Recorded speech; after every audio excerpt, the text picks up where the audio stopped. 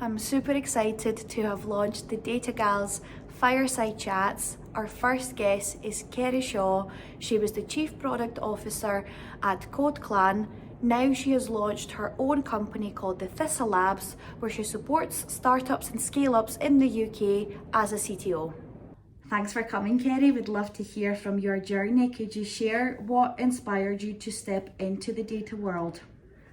So I started my career as a software engineer. I did an engineering degree, specialising in software, and I was a developer for many years.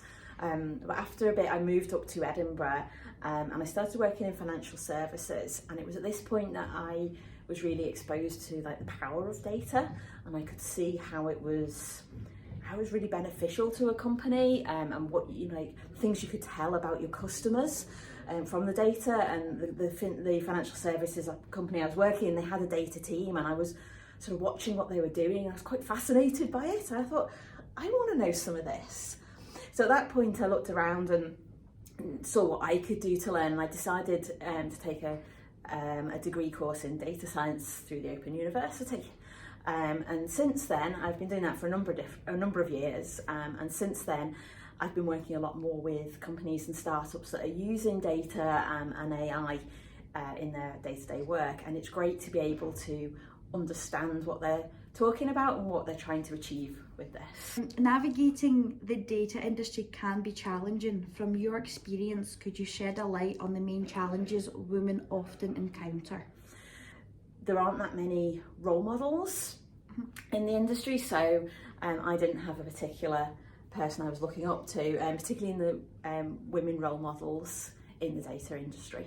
In terms of mentorship and networking playing a crucial role in professional development, from your experience, how have mentorships and networking contributed to your success?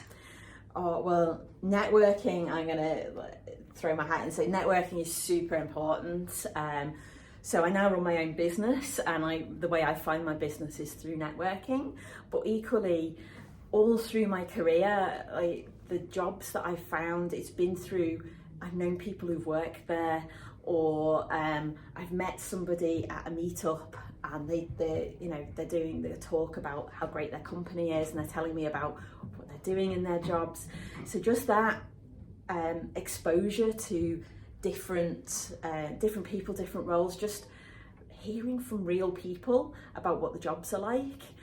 So I think networking is just it's so important, and particularly the sort of women-only networking events can really allow you to find some of these industries can be quite male-dominated. So going to something like the Women Who Code or the Data Lab Women in Data events, you can meet other women who are doing the same sorts of jobs, and you can just share those experiences, and you don't feel quite so alone. Mm-hmm.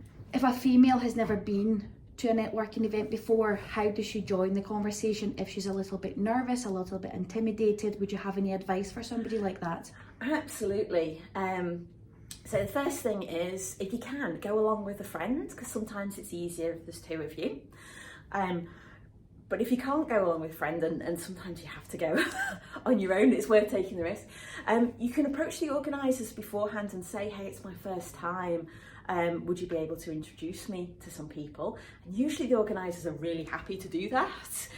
They'll ask you a little bit about yourself, and they'll go find somebody, oh, you really need to speak to so-and-so. So yeah, do go to tell that, or even if you just approach them on the day when you get in, say, hey, I don't know anybody, can you help?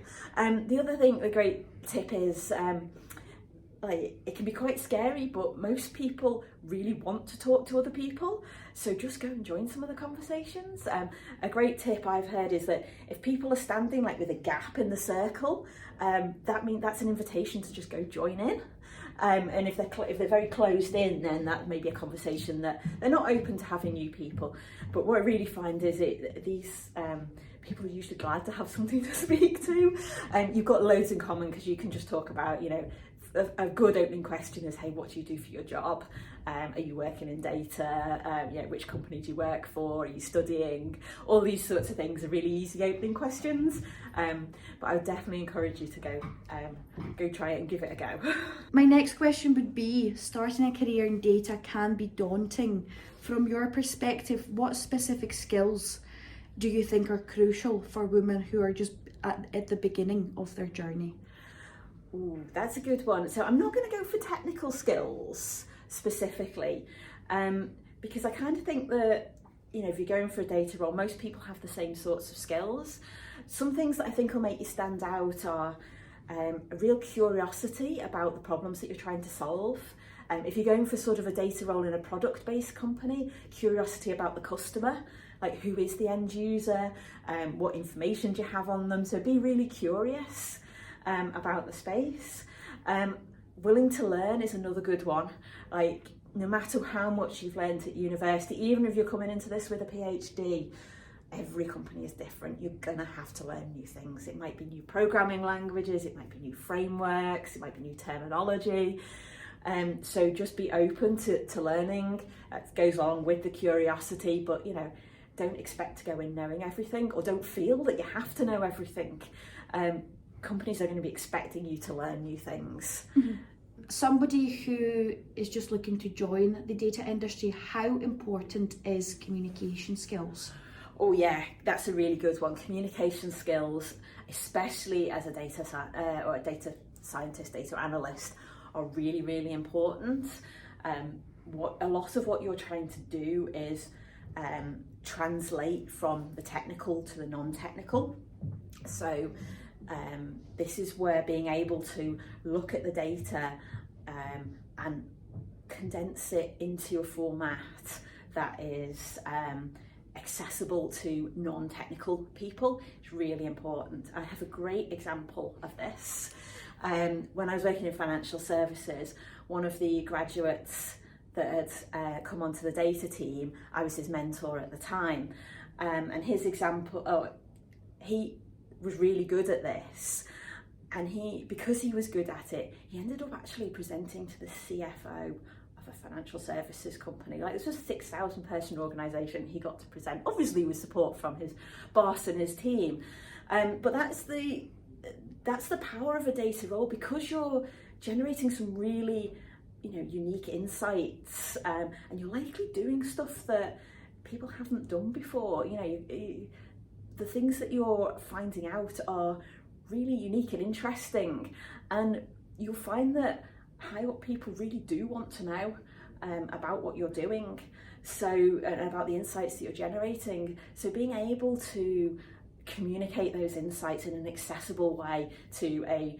non-data audience is one of the key skills that will certainly really help to accelerate your career. Creating a supportive environment is key for professional growth.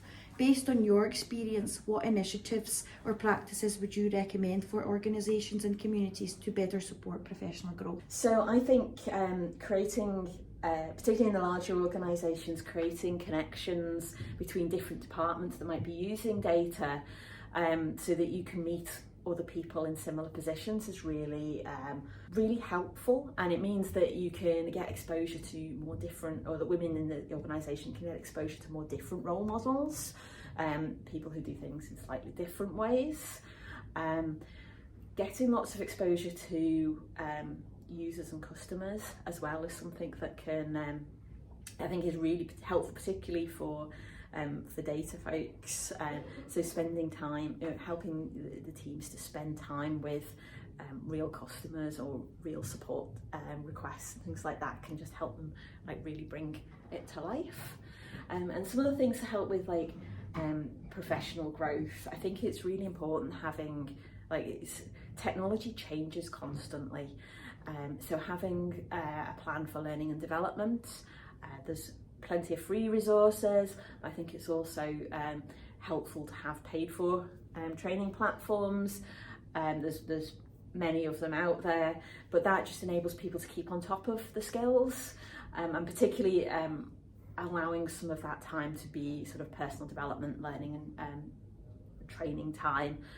So some things in organisations I've worked in, we've done sort of a half day, Friday afternoons, everybody gets to, down tools and either work on a personal project or go through, watch some training videos, or whatever really sort of helps them to grow personally. And I think that's a really interesting way of doing things. Another initiative that I've seen in a different company was I think it was one Friday a month, like the last Friday of the month, they would just spend the whole day.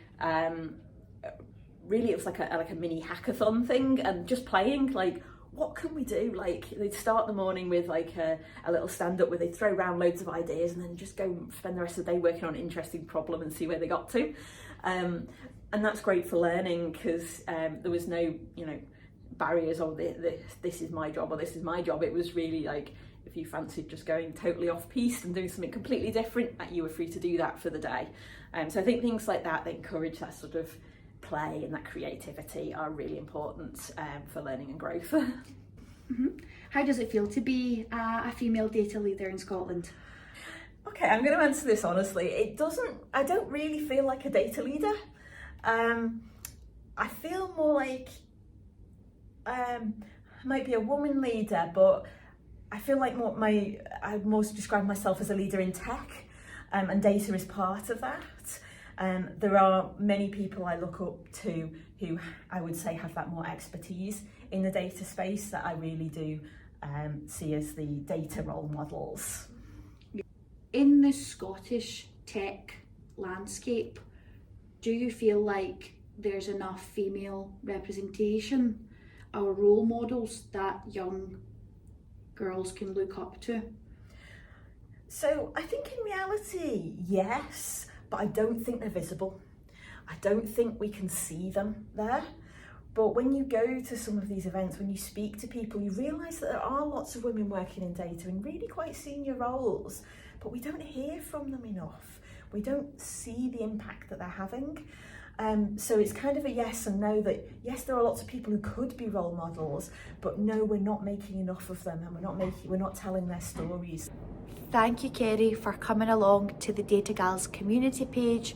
I hope you enjoyed this conversation. If you would like us to cover more topics, please do let me know in the comments below. Hope to see you again soon.